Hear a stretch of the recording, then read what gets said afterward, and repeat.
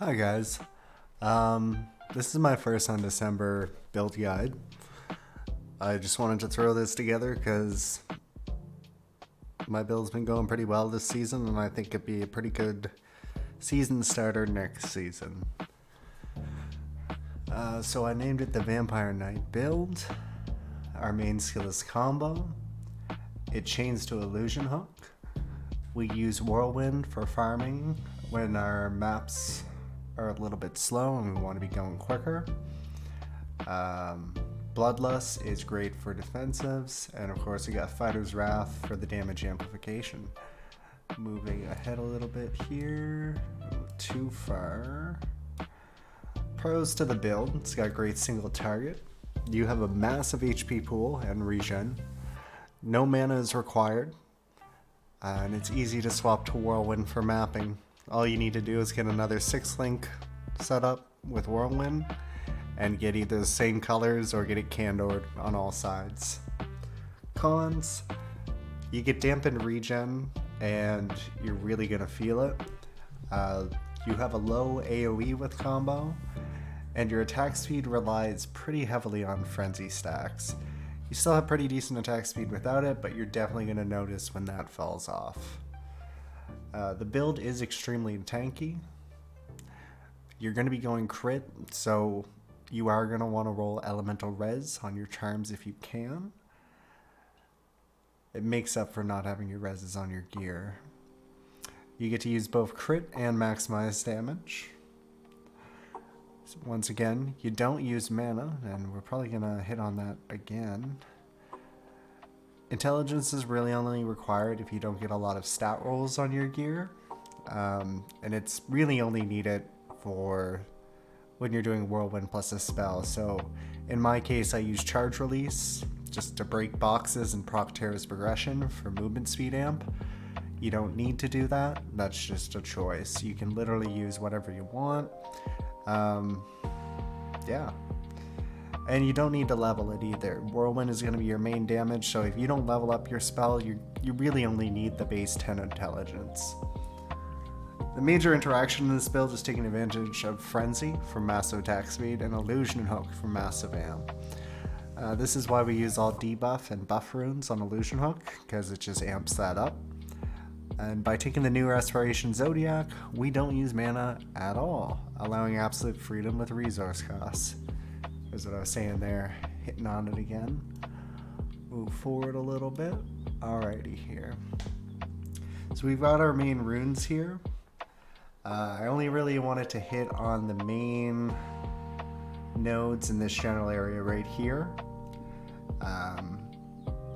If you do want information on what you should do if you want to awaken these runes, you certainly can let me know, but for the most part, you don't really need to clear all the content in the game at the moment. So we're just going to focus on the main ones. So combo first, you're going to go with Origin. That's the one that gives you damage amplification against elites. And I'll actually bring up my game here in a moment, just to show you guys as well. Grand Approach, you're going to go with Origin. Fine Weakness, Source, Iron Will, Source, Fighting Spirit, Source, Confidence, Source.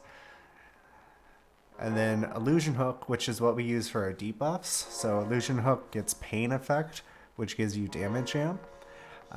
Cut causes Cut, which gives damage amp. Elite Slayer gives damage amp against elites and bosses. Killing Machine gives you damage amp once you hit enough stacks. And then Center of Gravity actually gives you damage percentage based on how long you stay still. And you do have some freedom there on Center of Gravity. So if you are preferring to move around, you can take the Awakening that changes it from staying still to moving to amplify your damage. Personally, I mostly use this for Descent, and you're going to be spending a lot of time staying still on most of those Descent bosses. So I went with the Origin Awakening on Center of Gravity. We'll go look at that here in a minute. And then Elite Slayer, you got Verity, and I think I skipped Killing Machine, Source. We'll go back up to Illusion Hook as well, Source. We'll move ahead a little bit here further, and we'll go over the awakenings that I have on these other ones too, just in case you guys were curious. Alright, so we got our zodiacs here. I'll bring them up in the video as well, just in case you guys do want to see them at the end. But just in case you wanted something nice and easy to look at, you can look at this paused in the video and see all the zodiacs you need. I numbered them based on the zodiac and then put the name of which one it is. So if you notice that there's 4 twice, that's not me making a mistake. Those are both in zodiac number 4, and you're going to be putting points into 2 different zodiacs. Alright, we're going to move forward here, and then I'll pause on the next one, just so you guys can look at it there. You can see we're taking a lot of HP all throughout, physical damage. I went with fire dampen here. Don't really need that. I just find fire damage is probably one of the worst damages to take in the game. We got our specialization trees over here. We're going with the new tree. You've got a lot of freedom here as well. So if you're feeling like you've got enough damage and you want more survivability, you can swap out from going down here or up here. We're going down here to going up here. If you want to be mapping a little bit faster, you can take these two. Maybe this one too if you're going with Whirlwind. Same goes with these other ones as well. So if you look down here, you can take this for more damage. You get the attack speed, amplification, and tempest. Or you can go down here and get attack speed and HP amp. This last one's basically the only one that you can't really change much up in it. You can take the armor amplification if you want, but you really don't need it. Alright, hopefully that was long enough. We're going to move forward there again. Alright, so this is the stuff I've chosen for my avatar. I'm sorry that I kind of got the bottom of the screen cut off because of the loading bar, but making do with what I have. So the first one we're going to stay with or pick is Spica. Spica, you get the 5% chance to deal maximized damage on hit. That is huge because we're already crit build. You're going to be getting up to like 100% crit chance. So that's like a chance to crit on top of your crit, which equals ridiculous amounts of damage on hit. With my build so far, I'm at just under 10%. I'm at 8% chance to deal double maximized damage on hit. And my crit chance isn't the greatest on my gear. So if you get really, really good crit chance on your weapon and your gear, that's going to allow you to take maximized damage chance on your charms more than crit chance. I'm actually going to go over my charms at the end of the video here, just because I didn't put them in here, but I think it is good to just take a look at them. Everybody's going to have different charms though. It's not realistic to try for the charms that somebody else has. But yeah, that's perfect. Pulverize here. You get the damage amplification against bleeding enemies and gives you a chance to bleed. Plus you have cut that's going to be giving you a chance to bleed. I prefer this over Curse of Power just because you're basically always going to be bleeding the enemy as you hit them. So it's better on groups of enemies. Curse of Power is definitely better on bosses. Like way, way, way, way better on bosses. You get 5% more damage amp approximately than you get here. Enhance HP for obvious reasons. Bunch of extra HP, bunch of regen. HP regen per second.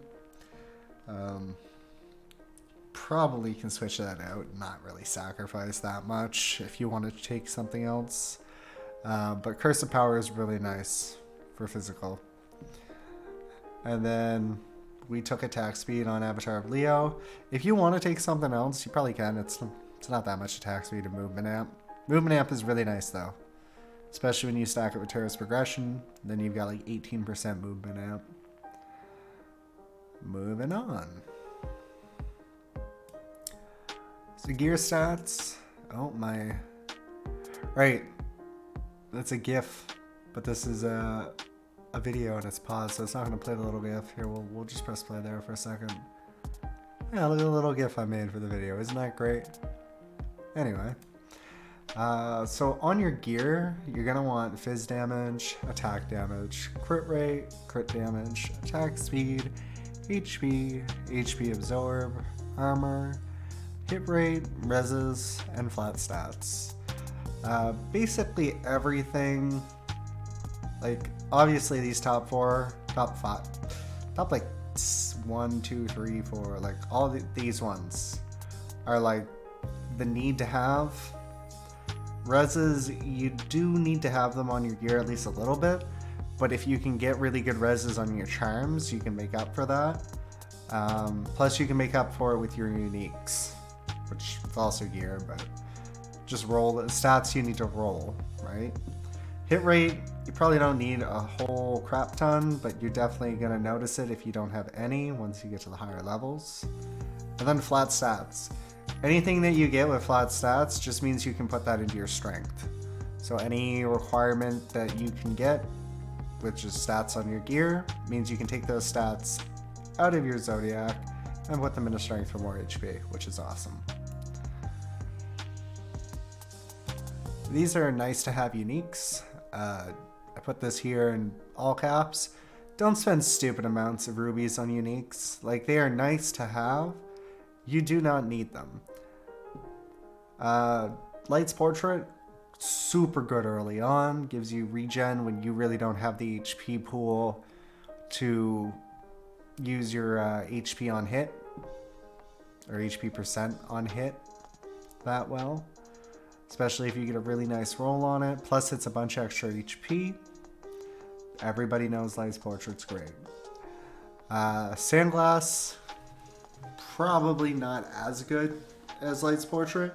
It only gives you that regeneration effect when you're at low HP. But it does pair pretty well with the Hilt of Life and Death because of the way it works. Honestly, though, the regeneration effect isn't that great. I was more liking it because of the amount of HP it gives you right there. That's pretty nice for a helmet. And plus 30, basically, to all elemental resist is huge when you're struggling with your elemental resist. That's really big. Health, Life, and Death. Massive HP. Kind of low elemental resist, but we'll take it where we can get it. Massive chaos resist, and from what I've been told, you can't actually get chaos resist on a belt, so that's a really nice thing. You get 20% damage taken while 20% damage taken dampening when HP is 50% or less. That's fantastic. 20% damage taken when HP is 20% or less. So obviously that's really, really good. That just means you're going to be taking, I believe, we're not 100% on this, but I believe these are going to stack as you get down to 20%, and then you get 40%, because otherwise it wouldn't really make much sense, but hey, I don't want to say something that's not true, so take it with a grain of salt on the Health, Life, and Death. It is a really good belt, though. Like, this is probably the best unique here for the build. And then finally we have this one. I don't have a set of these yet, but I really want them. Massive HP percent. Disables your barrier, we don't care about that. Elemental resist, again, fantastic. Then you got the damage taken dampening when HP is 50% or less. Fantastic as well.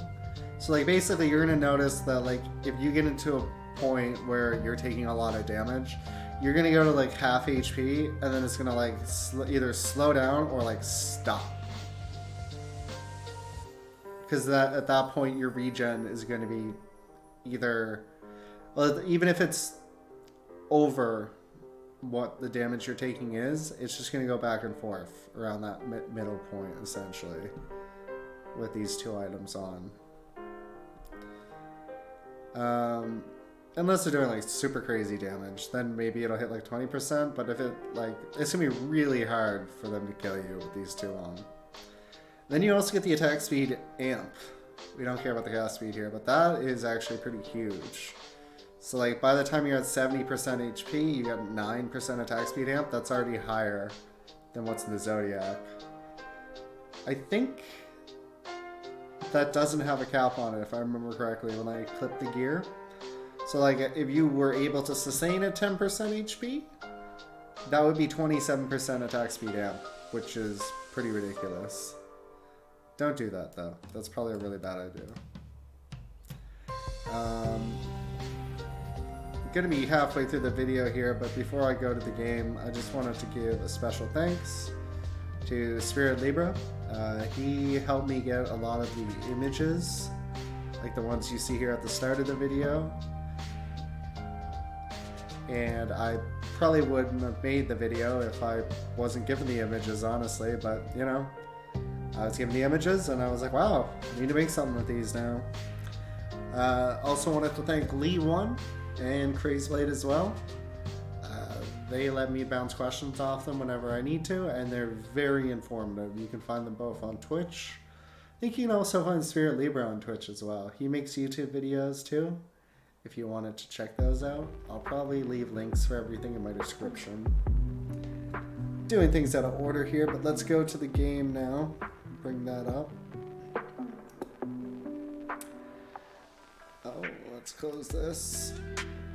We'll just take a look at the stats that I'm rocking, the gear that I'm rocking right now. So you're gonna want K9 necklace or crit damage necklace. Honestly, you probably toss up on what you can use there. Same with your rings. You're probably gonna want crit rate, but once you get your crit rate up to the point where you don't need crit rate, you're gonna want flat phase damage on your rings. As we went over, you want attack speed, hit rate, crit damage, all that good stuff. Attack, crit rate, flat stats. You're gonna see that kind of stuff on each one of my pieces of gear. See something like mana, that was just like, oh, well, I've got these two stats that I must keep, essentially.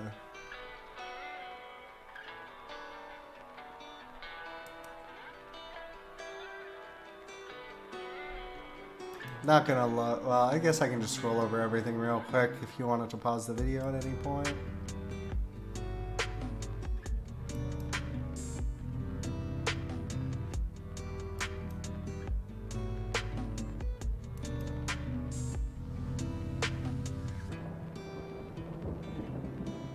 Alrighty, let's take a look at our character sheet. So you can see I'm rocking 2700 or 27,000 HP with this setup. No potions, no buffs, anything like that on at the moment, I don't think. Yeah, nothing's buffed in my HP right now. We've got just under 500 strength. We can easily get up to that 500 though. Like, we just have a lot of intelligence right now from when I was doing my Whirlwind farm. You don't need that much. I just was kind of dumb and leveled up my spell runes.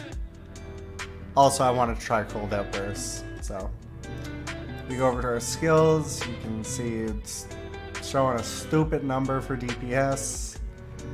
3.75 I think is right around perfect. Yo, game, I'm literally doing something. Oh, I literally moved around and shit. What do you mean? Alright, let's bring the game back up. How rude.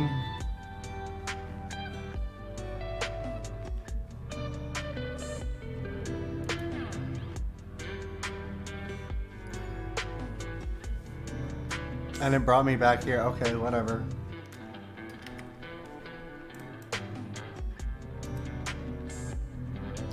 Yeah, you can see I've only tested on level 100 dummies so far, but we've got 100% hit rate, 100% crit chance, 550% crit damage. I don't know why it said our DPS test is 19,000. We're doing much more than that. When did I record that DPS test? Anyway. Got everything capped for our reses. Got minus on these, it looks like, but it's because our dampening doesn't actually take effect till we start taking damage. You got 100% reduced critical damage taken. That's actually a great node to take once you've got high HP, because it makes the damage that you take a lot more consistent. So yeah. You definitely want that. Movement speed is not great.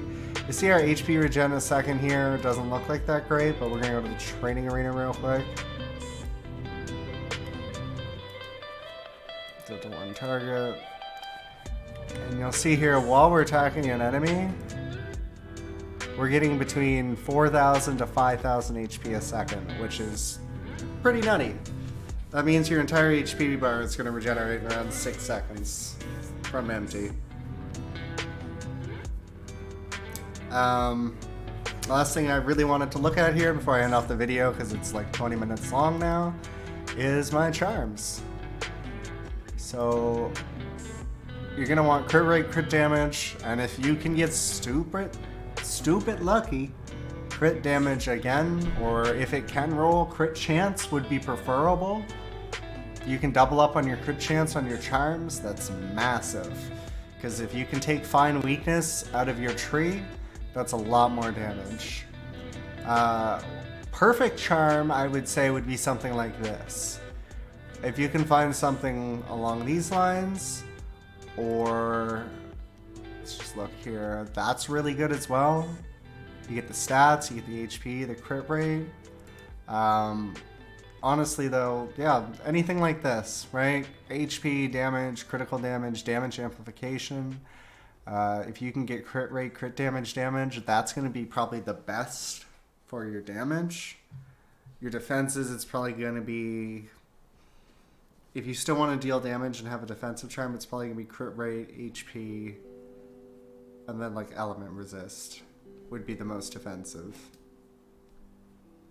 Sometimes you're going to have charms like this where you have the one poopy stat, but hey, the rest of it's looking pretty good. Just roll with it. Can't always be picky with your charms. Like this one, it's Spica, but I got the stats I want on it. Tried legendary it. No big loss, because I was going to use this one anyway, but hey.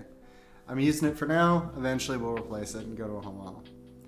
Anyway, gonna go back here. Just wanted to say once again, special thanks to Spirit Libra, Lee1, and Crazeblade. You can find them all on Twitch and YouTube, I believe. Lee doesn't have a YouTube, I don't believe, but you can find them on Twitch.